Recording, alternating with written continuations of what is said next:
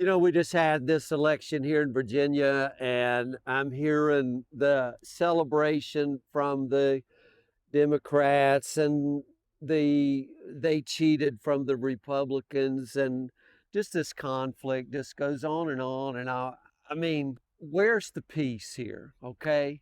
I just look around and all I see is division. I see all the politics is doing is tearing people apart, and people fall for it just over and over and over.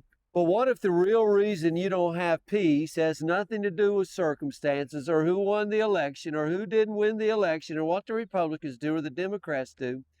What if that problem isn't out there at all? Most of us have been trained to believe that peace will come when life settles down, when our party wins, when the pressure lifts, when the people change, when the world becomes what I want it to be, when the situations improve, when we get our guy in. But what if peace is not waiting on any of that? What if the reason we don't have peace is because we're trying to solve externally what is happening internally? Now, everybody wants peace, but most people are chasing it out there, outwardly. Everybody's talking about peace. Hey, we get our guy in, our gal in, we'll have everything fixed. Peace in society, peace in politics, peace in relationships, peace in mental health, peace in daily life. The word shalom, peace. But most of the solutions we hear, my friends, if you can hear this, are all outward solution. Let's fix the system. Let's fix the culture. Let's fix the other person. Fix the conflict. Fix the environment. Now, I'm not saying those things don't matter. Of course they matter. But Scripture keeps bringing us back to something deeper. It keeps bringing us back to the heart of the matter. When I say the heart of the matter, I'm thinking of Ezekiel. I'll take away your heart of stone and give you a heart of flesh. He did not say, hey, guess what I'm going to do? I'm going to fix all the outward circumstances. I'm going to fix all the chaos. I'm going to start with your heart right here. Because if there is chaos inside of a person, that chaos does not stay contained. Guess what it does? It spills out. It spills over into speech and reaction and judgment and division and conflict. That means the search for peace cannot begin outside of us, around us. It has to begin within us. James chapter 4, verse 1. Listen to what he says here. I'm going to read this out of the New American Standards. What is the source of quarrels and conflicts among you? Is not the source your pleasures that wage war in your members? Now, my friends, that's a radical statement.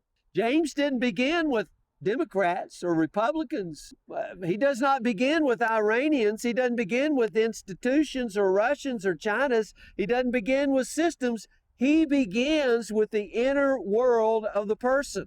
He says conflict among you comes from conflict within you. That means there's a war inside of people, and that becomes a war between people. That's one of the most important truths that we can recover right now. Remember Isaiah 40, speak comfortably to my people. Tell her warfare has been accomplished. Because we live in a time when many people are emotionally overloaded, mentally restless, spiritually fragmented, and inwardly divided.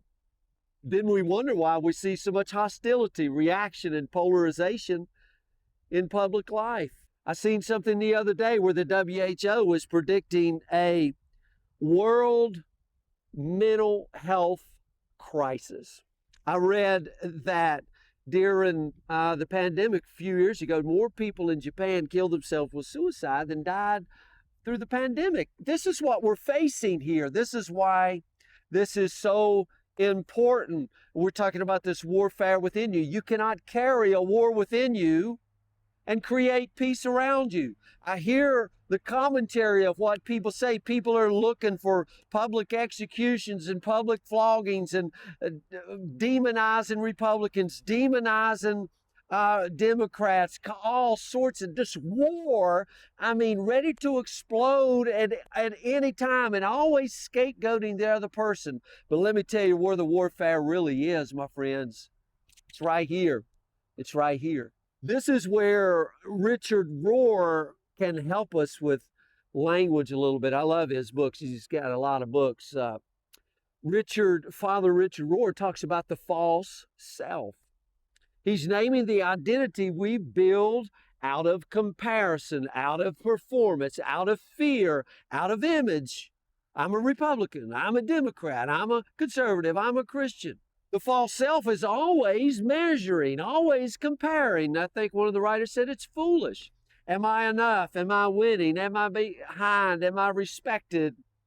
Am I seen? Here's a big one. Am I better than them? Am I worse than them? Our whole society is based on that.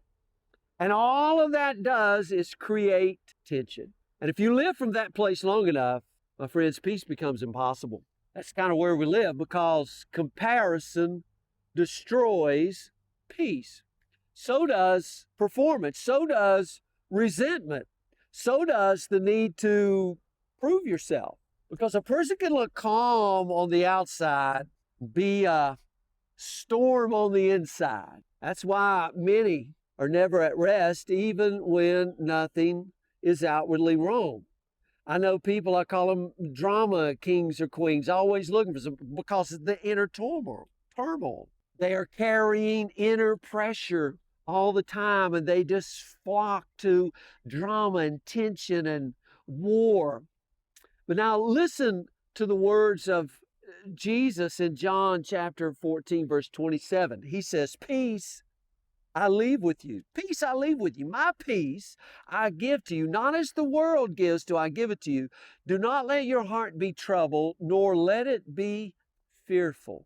Jesus says, my peace I leave with you, and he makes a distinction. There is a kind of peace the world gives. That peace comes through war and oppression and competition, all of that stuff that we mentioned before. And then there is his peace. The peace the world gives, fragile. It depends on conditions and circumstances. It rises and falls with circumstances. It rises with the tide. But the peace Jesus gives is deeper than circumstances. It doesn't mean life becomes easy, okay? No easy button here. It means there's a deeper center in you that's no longer ruled by fear. You become free. Jesus came to announce the Jubilee year, Luke 4. This is why he said, don't let your heart be troubled. That's you, isn't it? You don't do that. He's speaking to the inner condition of the person. Don't do that. That's what he's saying. Don't do it. Don't let your heart be troubled. Now listen to Romans chapter 8. Verse 6, for the mind set on the flesh is death, but the mind set on the spirit is life and peace. A mind set on death. Notice where peace is located here. It's not located in control of circumstances, flesh, all that out there. It's located in the inward orientation of the person. The mind set on the spirit is life and peace. And where is that spirit? Christ in you, the hope of glory. So peace is not merely environmental. Friends, I'm going to use a word here. It's spiritual. It has to do with what you are rooted in, what you are drawing from. That's what's governing your inner life. This is why two people can live through the same trial.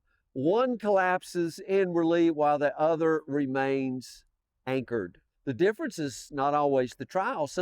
The difference is the inner foundation. So here's the point. If there's no peace within you, there will never be lasting peace around you. You just cannot have it. If the inner life is ruled by pressure, comparison, resentment, fear, and reaction to all that, then that will shape how you speak, how you see people, how you move through the world. The beginning of peace, my friends, it's not out there. It's in here. It's not in self-help.